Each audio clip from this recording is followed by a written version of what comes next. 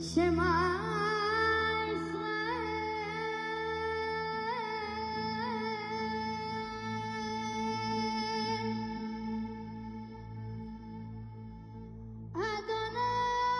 In this episode, we followed the wonderful Tamar Shalush around beautiful Tel Aviv. The previous two episodes focused on some of the cultural and educational aspects of Israel.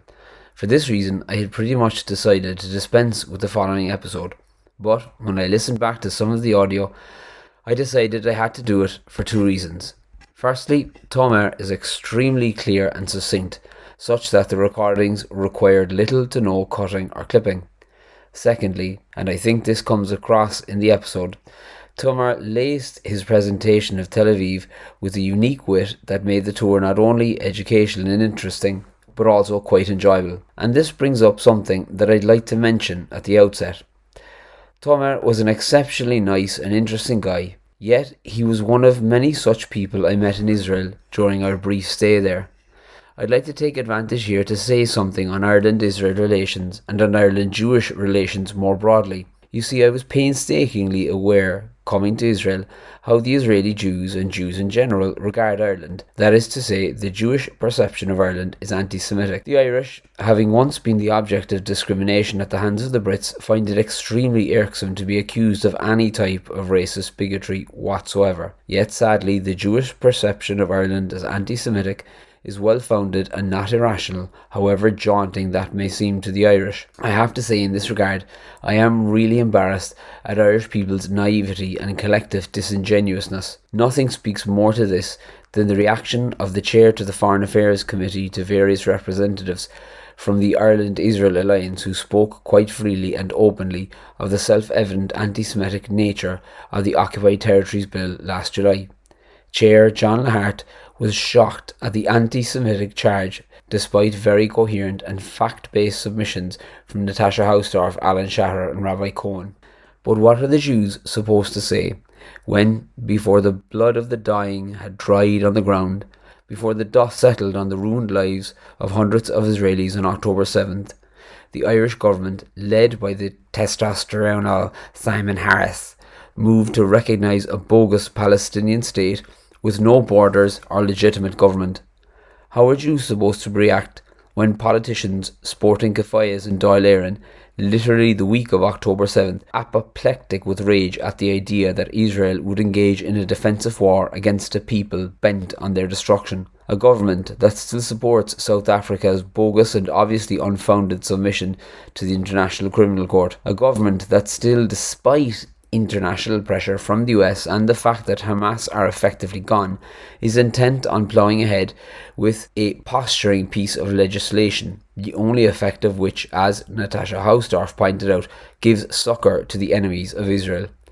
All this stacked against the Irish, and yet we're bewildered when Jews perceive us to be anti-Semitic. And then, of course, the typical response of the unthinking, indolent, naive, middle-class Irish man or woman who rather laughably regards themselves as capable of nuanced thinking in tones. It's not the Jews I don't like, it's the state of Israel and what they're doing. The John Lahart type. But imagine saying it's not Tibetans, I just don't like Tibet. Or imagine for a second half of all the black people in the US being forced to flee from their homes from different states and taking refuge in the state of New Jersey. Imagine saying, it's not black people I don't like, it's just the state of New Jersey. You couldn't make it up. Anyway, being only too aware of how Ireland is perceived by Jewry around the world, I was always a little coy in saying where I was from while staying in Israel. Yet not once, not one Israeli I met or interacted with treated me in anything less than an incredibly warm and friendly manner. My God, not once did I feel othered. Not once was I held to account in any way for the actions of my government. Yes, one or two people were curious to know why the Irish were so set against Israel, but only in the course of a very friendly and amiable discussion. And I met so many nice people, like Clive Hart, who escorted us around Stirrot. When I told him I was Irish, to make common ground with me, he started talking about a teenage midfielder on a soccer team he trains, describing him as Roy Keane-esque, a holding midfielder. I mean, the guy could have said, "Ah, you're Irish. I don't talk to Irish people." and he would have had every right. But he didn't. He did the opposite. He said he was a U2 fan and commended Bono for saying no one wants war in the aftermath of October 7th. Just a really nice guy, someone you'd love to sit down and have a pint with. And again, I was in an elevator in the Prima Kings Hotel in Jerusalem, and by chance it went right up to the 7th floor and down again before at last bringing me to the right floor. And there was another man on the elevator with me, maybe in his 70s. We got talking, and of course it came out that I'm Irish. Ah, he said, I was in Dublin once. I was on a bus and I remember missing my stop. When I went to the driver to ask to get off to change bus, he asked me where I was going and just said to wait to the end of the route and he'd bring me there directly himself. I mean, this man on the elevator could have snobbed me when I told him I was Irish, like the Irish ladies basketball team did to the Israeli ladies basketball team a while back. But he didn't. Instead, he told me a lovely anecdote about an Irish bus driver. Or again, walking around Tel Aviv, myself and my friend Anthony got a bit lost. For the life of me, I couldn't follow the walking function on Google Maps. And at one point, two cyclists pulled up beside us on the footpath and started helping us find our way back to the hotel. Just very welcoming and good-natured people. And I could go on, but I won't. All I'll say is, if you're Jewish living outside of Israel, just make Aliyah, because Israelis are the best. I hope you enjoy the podcast. Actually, this is where Tel Aviv started. How did Tel Aviv start? Oh, I'm being recorded. Fantastic. Sorry. No, don't worry about it. Is it going to CNN? Okay. I wish. Probably not the BBC because. Okay. So I want to present to you with the picture, the birth photo of Tel Aviv. These are the 60 founding families of what was then dubbed the first Jewish city in the world. And it was the first Jewish city in the modern era built in the land of Israel. It also dubbed the first Hebrew city in that sense because it was also the first place in which people speaking Hebrew, Jewish people in the land of Israel, were going back to their ancestral language, the language of the Bible. So what you can see here, the 60 founding families, they joined together on a lot of land that they purchased together, where that white skyscraper is. They actually needed to parcel out the land between them. So how do you do that? We're not that far away from the shore, from the coastline. So they sent kids to gather seashells, white seashells and black seashells. In the white ones, they wrote down the numbers of the lots of land. In the other ones, they wrote down the names of the families. And that's how one kid took out a white seashell and another one took out a black seashell. And that's how they matched each family with its lot of land where they built their first house. So I wish for each and every one of you to have had a seashell from back then, because then you would have a skyscraper here on Rockford Boulevard. Now we're going to talk about families that experienced the starting or the inception of Tel Aviv, but among them we're going to specifically talk about one family in this photo, which is my family. So the Shlush family, they came here all the way from Northern Africa about 180 years ago, which is very early in the history of Zionism, and they first settled in the old city of Jaffa, which is now kind of integrated into Tel Aviv as one city called Tel Aviv Jaffa. They later went out of the ancient city and started up this completely new city of Tel Aviv. Unfortunately, they didn't leave me any real estate, so I do this, but very happily. Now, we're starting from here, right across from this building, which is part of the preservation plan of Tel Aviv. It's worthy to say that unlike what was when the founders of Tel Aviv started out, that was destroyed, now Tel Aviv has much more appreciation of its built heritage. So one more thing about that white skyscraper, it stands on what used to be a landmark in the first days of Tel Aviv, which was the first school. This was the first school in the modern era in the world to only give lessons in Hebrew. So this was the revolution that Tel Aviv was taking part of, the revival of Hebrew culture in the land of Israel, and also the Jewish nationality here in the land of Israel. What happened later to the school is what every school kid would like to do with the school. So two graduates who are actually becoming later contractors, and they got the permission to take down the school and build this skyscraper. Actually, it was the tallest building not only in Tel Aviv, not only in Israel when it was established, not only in the Middle East, but in all of Asia. So in 1965, that was the tallest building in Asia, similar to the Burj Khalifa today in size, as you can see. No, it's today kind of a little skyscraper, but back in the day, that was the tallest building in Asia. Yeah. So that's one thing I wanted to say to you. Later, as the school was demolished, there was this move to preserve built heritage in Israel, and the Council for the Preservation of Historical Sites was founded, and for its logo they chose the facade of the school that was demolished as if to say, do not destroy our built heritage and instead preserve it. Now would be a good time to turn around and look at this building that was preserved. Let's walk a little bit closer so you'll be able to see and also not get pooped at by the pigeons. So you see one of the first buildings in Tel Aviv. It was built in the 1920s in its formative years. Tel Aviv was mostly constructed in the 1920s and 30s, mostly because of Jewish immigration to the land of Israel, what we call aliyah, ascension, because when a Jewish person comes to the land of Israel, he's not only coming here, is returning and also elevating spiritually. So that's why ascension or aliyah is the proper name for us to give to Jewish people coming to the land of Israel. So when more and more Jews are coming here, or rather returning to their ancestral homeland, they're very excited about this declaration that the Jewish people received in 1917, towards the end of the First World War. You know what I'm talking about? Yeah, so we got the British connection here. The Balfour Declaration was the first time in the modern era that the Jewish people received recognition from an empire, actually, to resettle in the land of Israel and return to their national home, as it was called. And you can see how enthusiastic were those Jewish people coming here and settling in Tel Aviv with the architecture that you see behind me. Firstly, these two young fellows, they're entering a door that has Stars of David on it. Now think about a Jewish person coming from, let's say, Eastern Europe at the time, in the 1920s.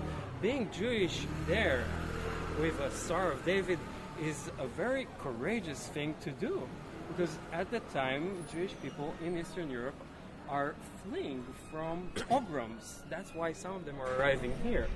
So being proud of your Jewishness, being able to put a Star of David, and also some of you maybe see on the door the sign of the menorah. Yeah, so you see another Jewish symbol embedded in the door. But not only that, not only traditional Jewish symbols, but also kind of symbols that also got kind of a new meaning into them. A new meaning into, say, the palm tree that is on top of the building. Can you see it? That is what gave this building its name, the palm tree building. So that palm tree is a representation of the land of Israel, also known back in biblical times and to this day for its palm trees.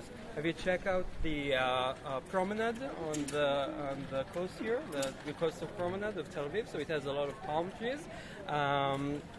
So palm trees are a representation of the land of Israel. So the people who are coming here, they're coming here to go back to the ancestral homeland that they read about in the Bible. They're replanting themselves here and are aspiring to grow here.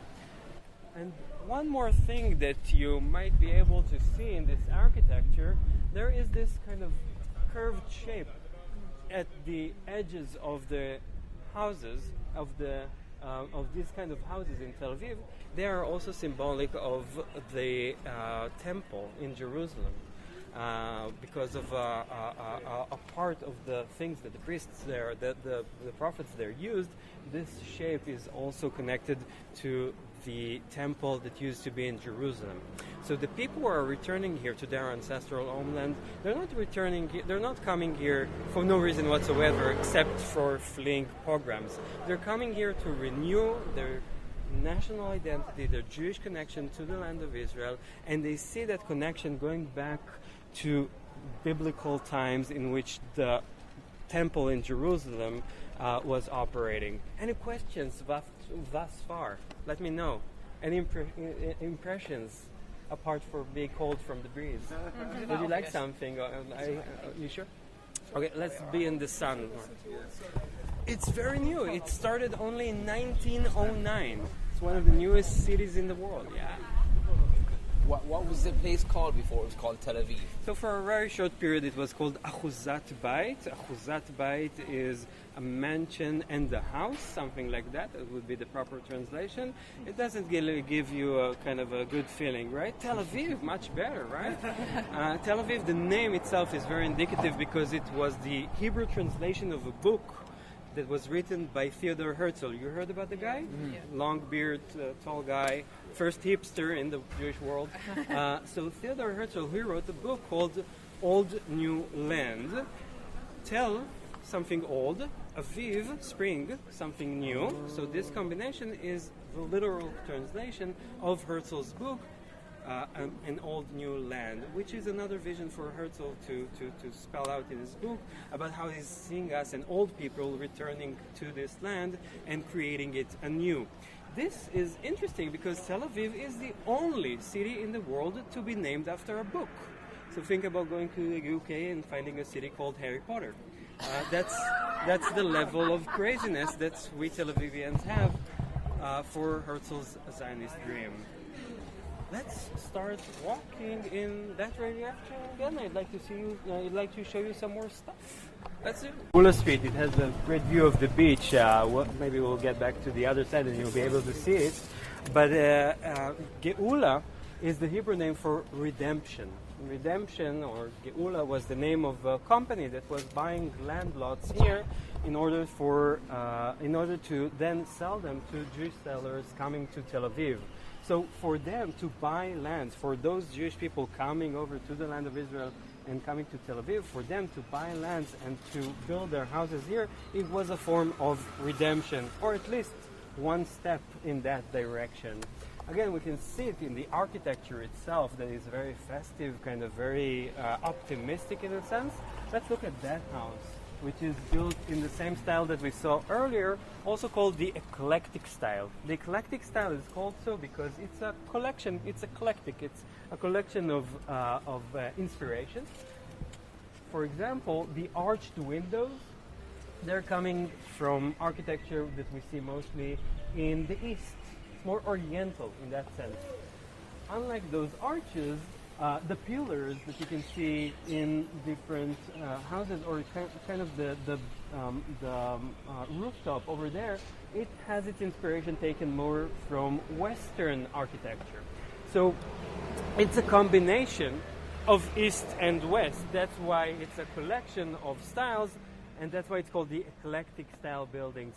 I think that it also represents the people who are coming here building their houses in that manner, because they are themselves are kind of a combination of East and West. They are coming from Europe, from the West, but they're settling here in the Middle East. We can actually see how those houses kind of represent their character. Now, one more thing about the architect who constructed these two buildings that you can see were preserved in recent years. His name is Alexander Levy. He was an architect that received his degrees in Berlin, and then came here to Tel Aviv in the 1920s to build these kind of buildings. Later on in the 1930s, more and more Jewish people were coming in from Germany. Why in the 1930s? You can guess. Yeah, Hitler. Because of the rise of the Nazi power. So more and more Jewish people were coming here from Germany. Some of them were architects, and they were bringing in a new form of architectural design, which you can see here. It is very different from the eclectic style building of the 1920s. The 1930s, you know what it's called? The 1930s Bauhaus style is completely plain. It doesn't have any ornaments.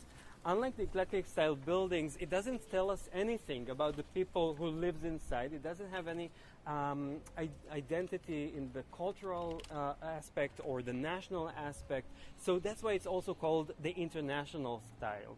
And architect Alexander Levy despised that architectural form. So that's why he quit his job. He didn't want to proceed planning buildings in Tel Aviv in the 1930s. And what did he do? What can you do if you have no job here left in Tel Aviv? Where do you go being an architect? He went back to Germany in the 1930s. And unfortunately, he ended up in Auschwitz, from where he sent letters telling people that it's an abomination that Tel Aviv is building itself in this style rather than this style. Unfortunately, he didn't make it through the war, and we have some remnants of him with his works in different locations in Tel Aviv, which I think is also important to understand about the psyche of an Israeli. Being in Israel, living in Israel, growing up in Israel is also growing up with these kind of stories about the people that didn't make it, and in this sense, living here in this dream that came true about renewing our national identity, renewing our national home in the land of Israel, that's making up for everything we've lost. So that's what I wanted to tell you about Alexander Levy. I will cross back to the other side to be in the sun. Look to the right and over the shoulder to see a glimpse of the ocean, or rather the Mediterranean. Not that much of an ocean, more a bathtub in geography. But let's proceed through here, look over the shoulder, and we're walking on this street, which is called Bialik. Okay, so we walked on Bialik Street. Bialik is the name of the national poet. Excuse me? No, yes, excuse me. No, it's okay. We can do like a quiz if you want. You'll probably get an A. Give me the lead, John. Don't worry. So Bialik, he was the national poet of Israel. He came here in the 1920s, and the way that, or the reason that he came here is because the city, this was the city hall back in the 1920s, the city gave Bialik a lot of land, which was right over here, to put his house here. And they also named the adjacent street named after him in his lifetime. So he was one of the only people in the world to be able to say, I'm living in a street named after me, right here. So where do you live, Mr. Bialik? I live on Bialik Street. This is amazing. I'm still like waiting. Trump Tower. Yeah, there we go. With slight differences Yeah, there. I mean, marginal. I mean, the poetic talent is really close. Yeah. Yeah, a lot of overlap there. Yeah. So Bialik came here and actually turned Tel Aviv into something, or kind of leveling it up, in the sense that here he created a place, a hub for intellectuals, for writers, for poets, for editors, for everyone who were creating Hebrew culture. He kind of created this hub for everybody to get together and talk about how it's going to be, how we're going to return to our ancestral homeland and revive our ancestral language. What you need to understand about the language that you're hearing from the people right behind me and taking away from my attention, but they're talking in a language that was completely dead for 2,000 years. We're talking in a language, or at least we would like to think that, we're talking in a language that was spoken in the land of Israel in biblical times. And we can relate to those people who were living here in biblical times.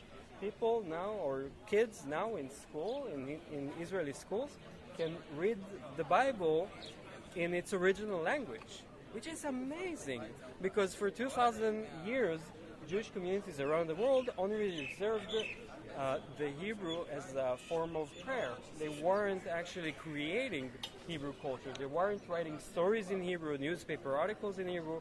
Nobody was talking in the coffee place in Hebrew about how bad Bibi is or something like that. They're probably saying that, I'm not sure, but probable. You're in Tel Aviv. That's true. If you'd like, we'll talk a little bit about Israeli politics today. Probably you'll have a lot of that anyways. So anyway, I wanted to point out Bialik's house. We'll get away further and you'll be able to see how magnificent it is. Also a great example of the eclectic style architecture of the 1920s.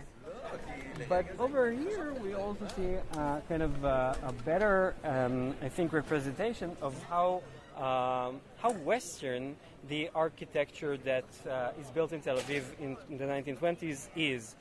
Can you kind of think of a house that is similar to this one behind me in its shape, its facade maybe? It's a White House vibe. It looks a little bit like the White House, right? I actually gave him the answer before to make sure that he'll... no, this is amazing. It looks a little bit like the White House in Washington, D.C. I think it goes to show that the people who were here coming to what they created as Tel Aviv, they were really connected to Western culture. No, it's not. There is a reason that they're building this house in this form. Actually, the investors who built this house, it was supposed to be an hotel in the 1920s, later turned into the city hall. They actually came from America. In that sense, Jewish immigration to the land of Israel is also seen as a sort of cultural invasion.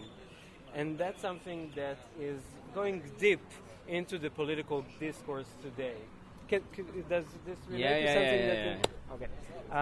So when there are people who are talking about Jewish settlement in the land of Israel as a form of crusadership, this is what they're relating to the fact that here, even in Tel Aviv, we can see houses that were built in a very Western style, even though we're here in the Middle East. Okay, let's go around this hall, and maybe we have some time. We'd like to check out this pool house that we have here. This will also serve us as a bathroom ring. I'm trying to keep up the energy for another hour. Bear with me. I'm going to tell you one more story about this place, which was the City Hall of Tel Aviv. This is where famous Mayor Dizengoff, I heard that some of you went for drinks the other night on Dizengoff Street. Is that there now? Is that true? Yeah. Gilder's Church? Yeah. Okay, so those of you going to Dizengoff Street, also a street that was named after, you've also been to the roundabout? So also a street that was named after a person in his lifetime. Mayor Dizengoff was in charge of cutting the ribbon on Dizengoff Street in the 1930s. So he was sitting here in his office being mayor. But unfortunately in 1936 he passed away. And in the city council of Tel Aviv there were 15 members who were supposed to elect or select someone else instead of Mayor Dizengoff. There were two candidates to inherit his position. So one was Israel Rokach, and the other one was Moshe Shlush. So if you remember the Shlush family, that's my family. So Moshe Shlush was from my family, and he was running to become mayor of Tel Aviv. So again, 15 people in the city council of Tel Aviv. Who's it going to be? Rokach or Shlush? The Democratic vote, and the voting goes like this. 7 are in favor of Rokach. 8 are in favor of Moshe Shlush. So by one vote, Moshe Shlush from my family became mayor of Tel Aviv, but for only 48 hours. So what happened is that it was in the time that the British were ruling over the land of Israel, and the supporters of Rokach went to the British High Commissioner and they told him, no, the Shlush family, they're not very nice and you should appoint someone else. And in an anti-democratic move, the British High Commissioner cancelled the selection of Moshe Shlush and appointed Rokach instead. And he was mayor of Tel Aviv for quite a while. That's why he got a famous boulevard named after him, the Rokach Boulevard in the northern part of Tel Aviv, that you now understand should have been the Shlush Boulevard. So I suggest that we will now drive to Rokach Boulevard and change the names of the streets there to Shlush Boulevard and appoint me as mayor of Tel Aviv. I'll be sitting over there on the balcony and telling you how much parking tickets you need to pay. Now let's go down this street, Innocent Street, to reach Liebling House. There is an interesting exhibition that we might be able to check out. Let me see. At least it will be a good bathroom break. So you can see here one of the interesting things about the Bauhaus architecture is that it's very fitting into the climate that we have here in the land of Israel. You know, most of the time it's unbearably hot, mostly in July and August. So you come at the right time. So one of the key features of the Bauhaus architecture is that it is shading the building and also allowing for wind flow through the building to cool the house. So it's very connected to the climate here. Now I want to give you 3 characteristics of the Bauhaus architecture so you'll be able to spot those kind of buildings across Tel Aviv. We have more than 4,000 examples of it. So first, it's plain. It doesn't have any ornaments like the eclectic style. And also, it's functional. You remember we were talking about the shade that the balconies are creating? So this is a function of the building to cool down the house. So there's nothing in the building that doesn't have some kind of function. So simplicity, functionality, and finally asymmetry. Unlike the former houses of the 1920s that were mostly symmetrical, the houses of the international style, part because of their plainness and part because of their functionality, they were never symmetrical. So now you have the tools to spot those architectural features and spot Bauhaus buildings in Tel Aviv. And that's important because in 2003, UNESCO took the United Nations organization in charge of education, science, and culture designated the White City of Tel Aviv as a World Heritage Site, thanks to those thousands of buildings built in the Bauhaus style. Now, we haven't grown fond of UNESCO in the last couple of years, as you probably know, but this is something that put Tel Aviv on the map, being a World Heritage Site. There are several World Heritage Sites in Israel. Most of them are kind of connected to antiquities, such as Jerusalem, the old city over there, and Acre in the north. But this is kind of a modern heritage site that Israel prides itself on. And I'm very happy to show it to you.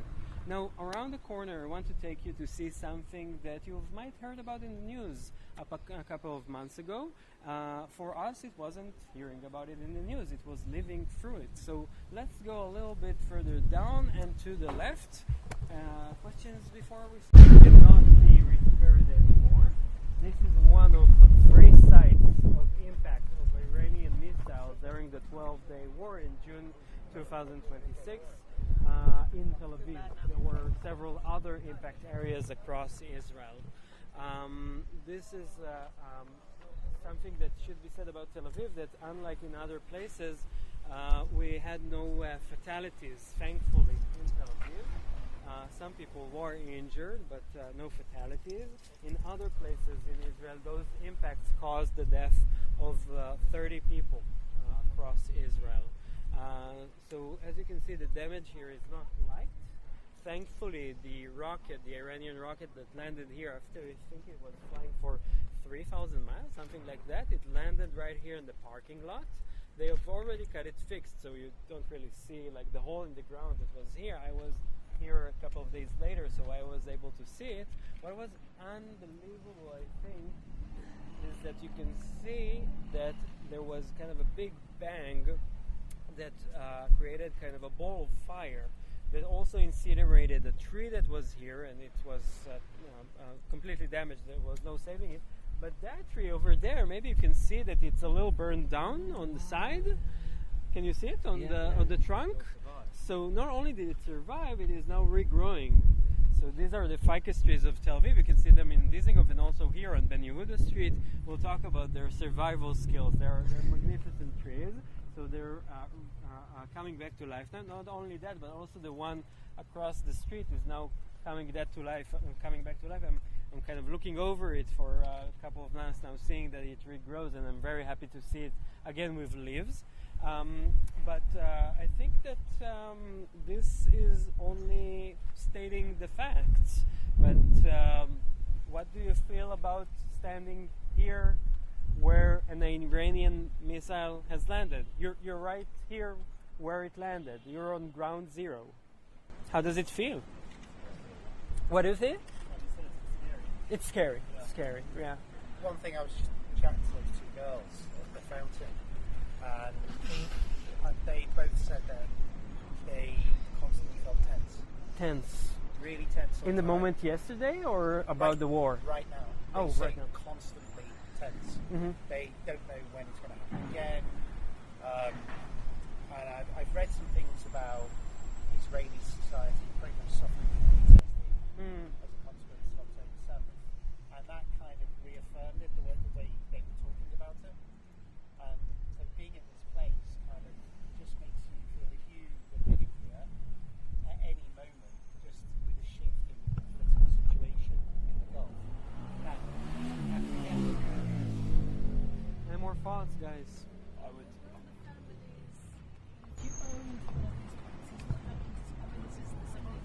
Oh, so good question. What happens if your house gets damaged by an Iranian rocket? So one of the things that Israel provides for is when there's a terror attack or war and something that you own is damaged, you get money from the government, and then they take either the real estate or what was damaged in that attack, and they give you the money for it.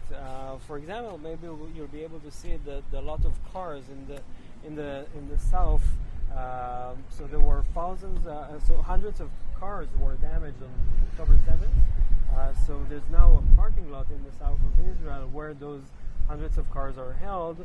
They were all bought from the people who owned them because they were attacked on October 7th and damaged to the level that they were not going back to the road. And the owners got the money from the government. So a lot of these buildings filed for reparations from the government. That's one of the key factors for making a war between Israel and Iran very expensive for Israel. The reparations that the state needs to give to the people here.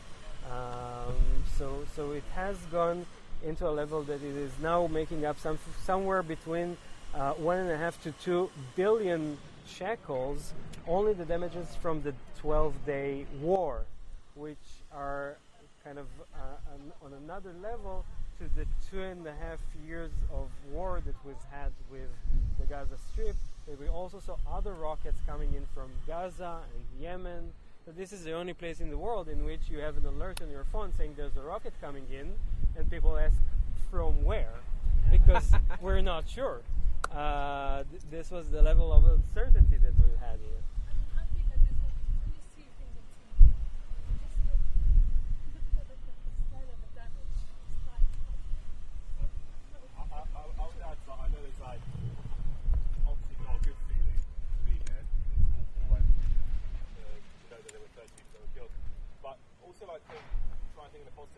There aren't that many sites like this around Israel. There are, but there aren't that many. And there's a reason for that. It's because Israel has spent the last 20 years focusing on how to defend itself. You know, in 2006 there was a huge war from the north, and a lot of people were killed from rockets and Hezbollah because we didn't have the Iron Dome. It didn't exist. So as far as Hadera, which is not that far from here, people were getting killed. Everyone from the north had to evacuate. Now this round, obviously people had to evacuate, but not everyone, because we have the Iron Dome. Against Iran, rocket missiles got through, more than I think people realise got through, by the way. I think the Israeli media did a very good job of keeping it quiet as to other scales of damage. But in the major cities, yes, there was damage, but if you compare it to, think about how London was damaged during the Second World War. There was nothing. Imagine if we had something like that to defend against German bombs, all right? Like it would have, London would be a very different city right now. So it's also something to think about how the positive things about Israel, that they have spent the last 20 years not only focusing on the offensive, but focusing on how are we going to defend our people when we know that rockets are coming, but we're not sure where from. So that's something to really for me, I always think about that, and I'm very, very, very grateful that we're able to look after ourselves, defend ourselves a lot better. So. Yeah. Did people survive that because they weren't there or because they had access to shelter? Okay, so one of the things that we have in Israel is a lot of public shelters that you can go to. So a lot of the old buildings that were built here in the 1920s and 30s, they didn't have like an underground shelter in the house, but they were able to go to, for example, the Bialik Square area, where underneath the city museum there's a public shelter underneath the ground there. Or Liebling House also has like safe rooms on different floors, and also the newer buildings also have safe rooms that you can go to and take shelter. So people, they So if a missile like this hit the shelter, will it protect the people from that? Probably, yeah. One of the things that we saw in the 12-day war was that some of the newer buildings that had like a safe room on the floor where you live in your apartment, so they weren't able to some level to protect you against those missiles because they're huge. But we've had underground shelters that were able to withstand that attack. That's why a lot of Israelis during the missiles that were coming in from either Gaza or Yemen, they were protecting themselves by going into a safe room in their apartment, which is fairly safe from those kind of rockets. But for the Iranian missiles, everybody went down to the basement because it was considered way safer. One of the things that we also saw, you probably saw the landscape of Tel Aviv today with a lot of skyscrapers. One of the residential skyscrapers was hit directly by an Iranian missile. Over there, you do have safe rooms on the floors, like in the safe room, but nobody got injured, so that was good. But the building is completely damaged, so you can't repair it. It needs to be taken apart now. So you're part of one of the oldest families in Tel Aviv. Yes, that's true. Your great-great-grandfather was like the vice mayor, is it? So let's recap. So my great-great-great-grandfather, three greats, he was Aaron Shlush, and he came here in 1840, around the year 1840, which is very early in the history of Zionism. Mm-hmm. So not all of the Jews were coming into the land of Israel at that time, but he was unique. And he already settled in Old Jaffa, a city that was here because it was here from biblical times, and he kind of renewed the Jewish community in Old Jaffa at that time. Later, his descendants were also part of reviving the Jewish community in Jaffa, but later they also proceeded to establish new neighborhoods outside of the walls of ancient Jaffa, and eventually to start up a completely new city that is the Jewish city or the Hebrew city of Tel Aviv. Tel Aviv. That's amazing. Yeah, it is. Wow. Okay, let's continue in that direction. We're going to see Meir Park, named after Meir Dizengoff. A lot of things are named after Dizengoff here. The advantage of being first, I guess. And also of being mayor, because you can decide what the park is named for. What is the park is named for. Today in Tel Aviv, we have a lot of kids. Actually, more than half the population in Tel Aviv is under the age of 35. Wow. So if you're, that's what it takes when you have. That's what happens when you have an economy on the level of Western society with a birth rate of India. That's true. That's the same. There you go. So a lot of people here and a lot of kids being born, which is a blessing. That's what we say in Israel. It's good for the future. Sure. So there's a sense of future in Israel, and specifically in Tel Aviv. They actually have a membership club, like the city is issuing cards of membership to the residents here. It's called Digitel, because it's like digital, but Tel for Tel Aviv.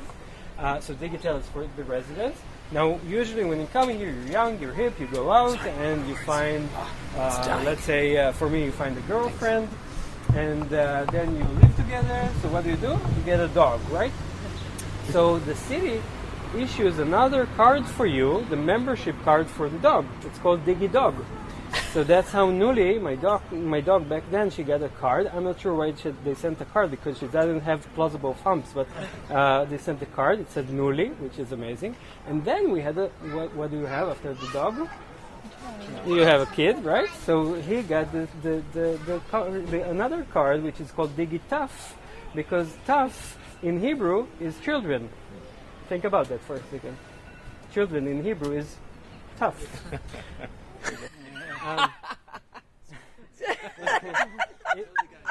Yeah, you need to check about the speed of thinking here, but children is tough, right? So dig it tough. So that's how they also get it.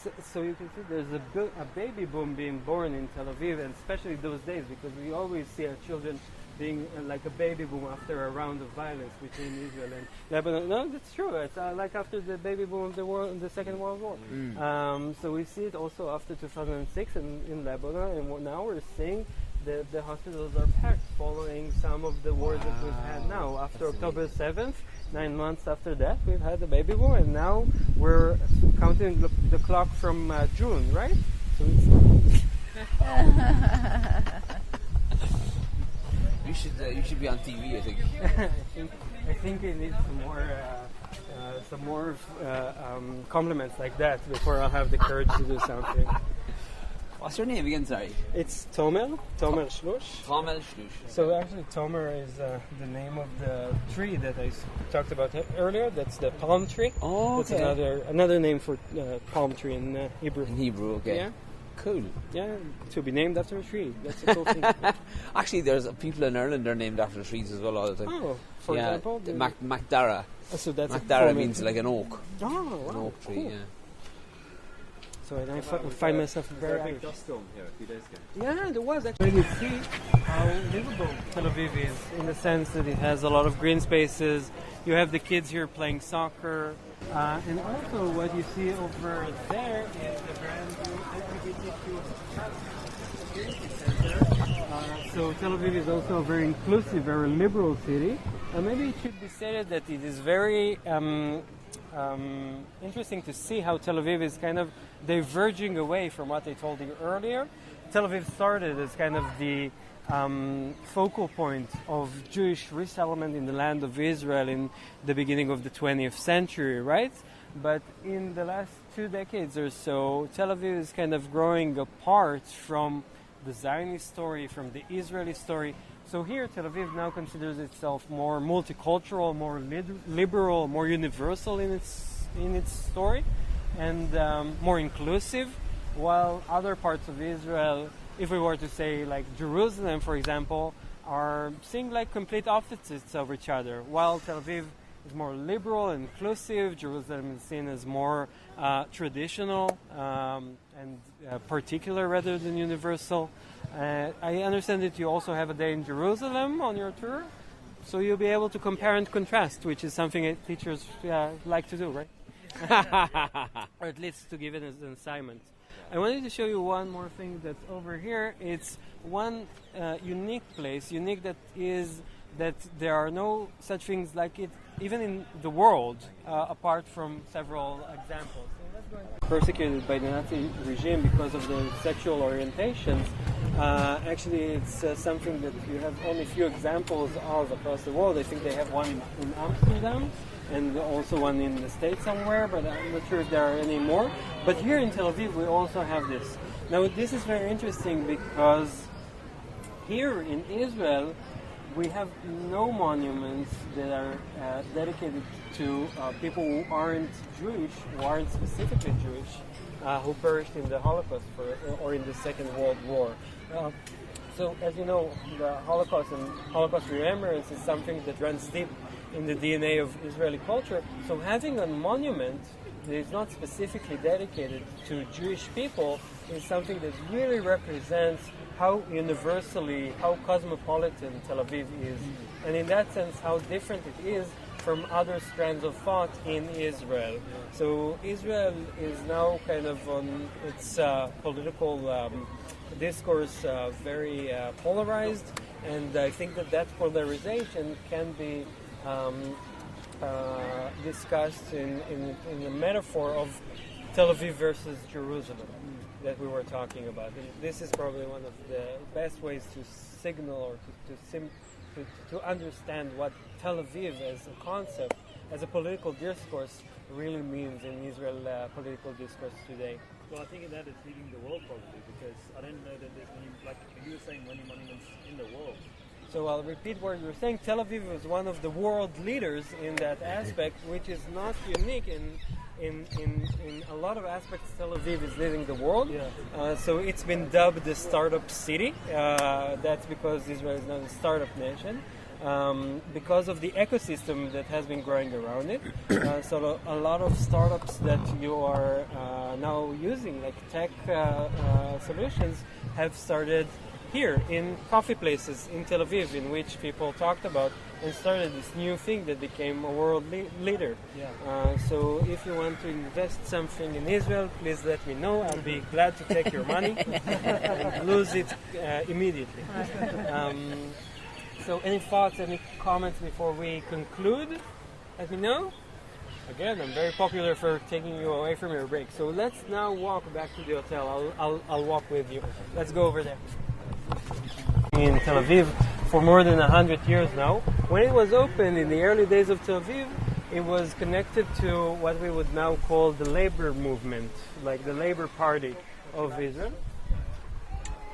Because most of what happened here back then, it was very hard to kind of start up a new country. You needed to have a lot of investment in, and a lot of the organizations that were doing this were labor unions. So a lot of the left side of the political spectrum. So this was the school that was put in place by the labor movement, and one of its graduates, you probably heard the name, is Yitzhak Rabin, who became Prime Minister of Israel, and later, unfortunately, was assassinated in 1995, which I think it's safe to say that the Rabin assassination opened up a new era in Israeli politics that hasn't really closed off to this day. We're still in the morning after that Rabin assassination in that sense. Okay, let's continue to where we wanted to go. You now see the fathers picking up the kids from kindergarten. This is something that I think you visibly see, like people in Tel Aviv. They have a lot of gender equality here. So, women work, men work, which is not exactly the same in other places, so maybe it will surprise people to see. Okay, let's go in this direction. This is something that is important to understand, I think, about Tel Aviv. So you see here, there's a row here that is actually one tombstone. It's a grave for several people put together. These are the victims of the terrorists' attack of 1921. So again, 1921. It was the time that the Arab residents in Jaffa actually rose against Jewish people who arrived to the land of Israel, some of them fresh off the boat. And they saw it as a form of invasion that they were not going to put up with, and they've decided to attack as many Jews as possible and as brutally as possible. And we've had more than 20 people killed in what was actually the first fatal attack of Arabs against Jews in the land of Israel in this area. And actually, I told you about my great-great-grandfather, Yosef Eliyahu Shlush, was a member of both the City Council of Tel Aviv and the City Council of Jaffa. And he was brave enough to go in those during those several days of violent attacks. He was brave enough to go from Tel Aviv all the way to Jaffa and to find the leaders of the Arab communities there. And on his way, he was actually apprehended by one of the rioters because he was Jewish. So somebody actually grabbed him and wanted to beat him, but then another person came up to him and said, no, that's okay. He's a shlush. He's a native son of this land. So the one thing that was good for him is that he was kind of well acquainted with his Arab neighbors. He knew Arabic, and he was actually born here in the land of Israel, which was deemed good enough for him to be kept alive. So he was released, and then he continued and looked for the Arab leaders. And he writes about it in his memoirs that he was appalled seeing those Arab leaders sitting down on a terrace at his home having lunch. And he was crazy mad at them. He said, how come you're sitting here having lunch while my brothers are being slaughtered? And they were very mad at him. But he was appalled at the fact that the Arab leaders didn't see it as his side, as a way that they'll be able to welcome in this Jewish immigration. So again, it was naive to believe that the two communities will be able to live together at that time when it was becoming even more violent. This is the cemetery that I wanted to point out, and the graveyard of the victims of the 1921 attack on the Jewish population here. And I would like to finish with a recommendation, because we in my family, we supported the translation of the memoirs of Yosef Eliyahu Shlush. It's called now Between Jaffa and Tel Aviv, a memoir by Yosef Eliyahu Shlush, and it was just published by Brandeis University Press.